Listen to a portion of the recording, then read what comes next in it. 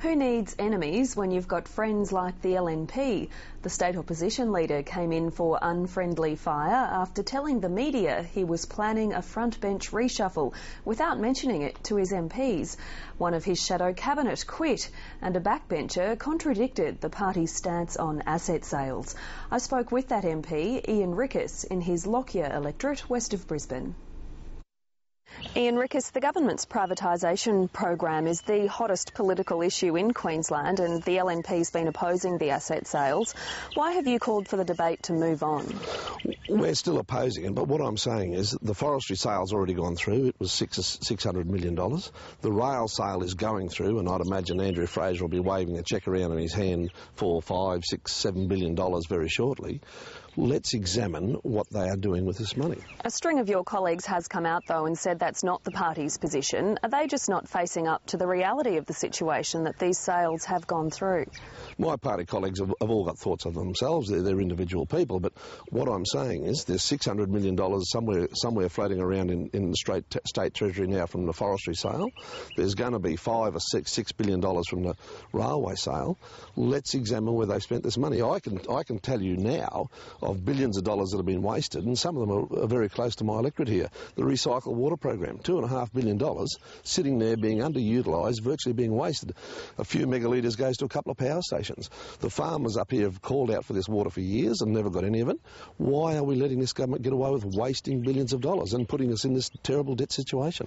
What would you like the money spent on? It's got to either be spent on long-term infrastructure or retiring long-term debt, one of the two. And hasn't the government said that's what it's going to do with the money? Well, I don't trust this government. You know, the mendacity of this government is something to be questioned. What have voters in your electorate said to you about this? Do they agree it's time to move the debate on? Yeah, and look, I've actually had people come into my office this last couple of days saying to me, thank you for someone asking this question. You know, this is what is actually happening. Let's find out what's happened to the money. In the old TV parlance terms, show us the money. Show us the money. After your comments, John Paul Langbroek sort of suggested that your pre-selection might be in doubt. Do you want to run in Lockyer again at the next election? Oh yes, look, I've talked to some of my my local LNP members, and they fully support my candidacy at the next election. Speaking of the next election, the LNP has been tracking quite well in the polls. In your view, what does the opposition still need to do if it's to win government? Oh, look, we've still got to show that we are an alternative government, and that's what I'm saying. Let's show that we are an alternative government. Let's hold this government to account. Let's find out what they are actually doing with this money. You know, and that's what's gone on for years now. They have wasted billions of dollars, and we really haven't held them to account enough, or else we would be in government now. Do you think the events of this week show that you're ready to govern? Oh, look, political parties go through little bits of ups and downs, and that's all this is. It's a little bit of a difference of opinion by a couple of members, but that just encourages good debate, and that's what we want to see in political parties. You mentioned differences of opinion in an interview this week. You said that you often have differences of opinion with John Paul Langbroek. On what sorts of issues? Oh, look, there's always going to be differences of opinion of any two thinking people, and John Paul's a thinking person, I'm a thinking person. I have differences of opinion. I quite often go to the party room with what I think is a great idea that gets slapped down horribly by about 20 other members of Parliament. So, you know, how does that make you feel? Well, you know, it's part of being a grown-up person, I think, isn't it? Do you believe that John Paul Langbroek will be the one leading the LNP to the next election? Oh, look, John Paul Langbroek's been selected by the party room, so I'm sure he'll be there. There have been some concerns raised about his leadership, though. How do you characterise his leadership? Oh, look, John Paul's a leader, and every leader has different characteristics, and John Paul's stuck with his. He's pretty straight up and down, and probably maybe that's part of the problem. So he has problems?